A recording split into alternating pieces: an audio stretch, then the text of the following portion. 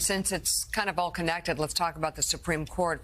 Former President Obama advisor Dan Pfeiffer is warning about the impact a second Trump term could have on the Supreme Court. Here's what the Pod Save America co-host said. Think about the stakes of the Supreme Court. If Donald Trump wins, he will almost certainly get 2 more appointments. By the end of Trump's term, second term were he to win, Thomas will be 82. Alito will be 78. They're definitely retiring. They're definitely retiring. If Trump wins again. And it could be just KBJ, like holding down the fort. And Justice Sotomayor will be 72 at the end of Trump's term. So he will definitely get 2 appointments. If he has 2 appointments, that means he will have appointed 5 Supreme Court justices, all of whom will be around or below the age of 60 when he leaves office. That is a court majority, a MAGA court majority that will rule for decades.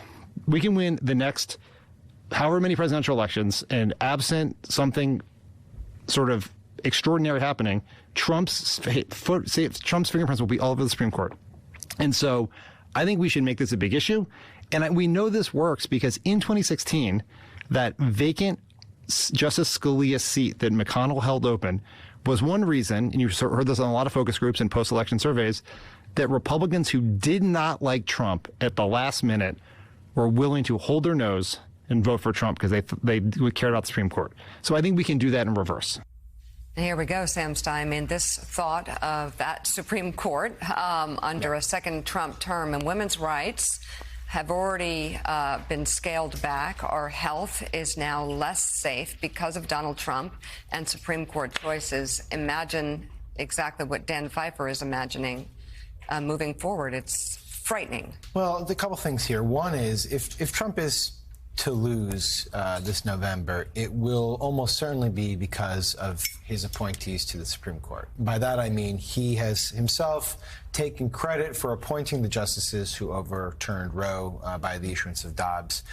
And that line, that individual line, more than anything else up to this point, I think, is the most determinative line of the election. So I think the Supreme Court, Dan is absolutely right, is a monumental issue in that sense.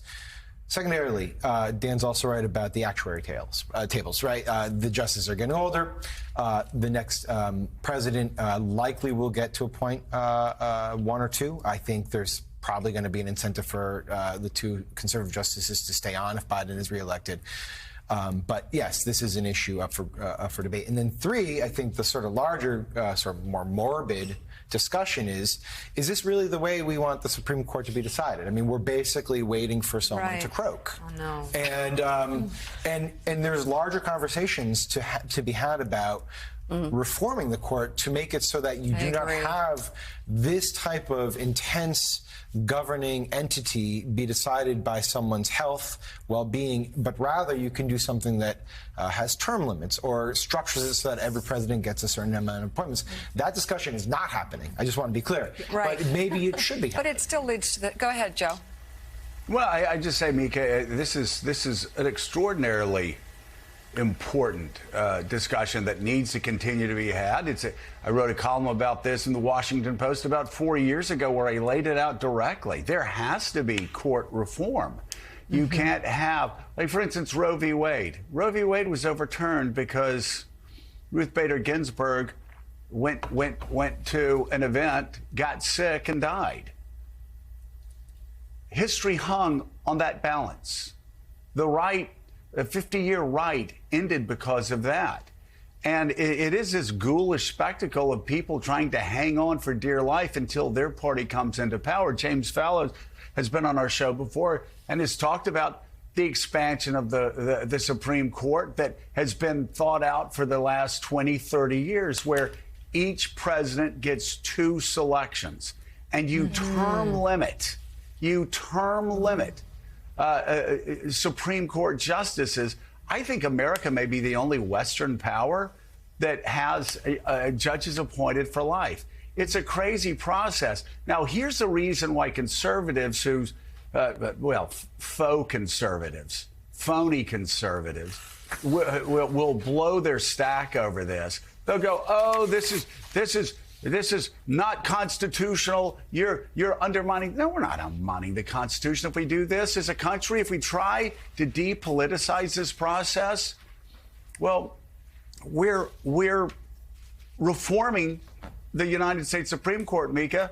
George Washington obviously set it up. Adams tried to do it. Thomas Jefferson changed the number of people on the court. Andrew Jackson changed the number of people on the court. Abraham Lincoln changed the number of people on the court. After Lincoln's death, they changed the number of people on the court. This is something that happened regularly until the 20th century. FDR tried it, and it didn't. It went sideways for him. So then every president was like, "Whoa, not going to do that again." Mm-hmm. But maybe they decided not to do that for political reasons because it ended so badly for FDR. But the Constitution provides for this, and I would love to see Republicans and Democrats in the future look at what Sam's talking about, and that is a reform of the Supreme Court that expands the court, that has term limits for federal judges, and gives every president 2 Supreme Court picks during her or his term. And that way, it's not left to chance. That way, there's an orderly procedure. And that way, people don't get $1.5 billion to try to rig elections and transform the way the United States Supreme Court is run. Yeah, no, it doesn't seem like something that's going to be solved right now, which is what makes Dan Pfeiffer's comments even more frightening. But it does. It would be good to address this at some point, given the reality right now.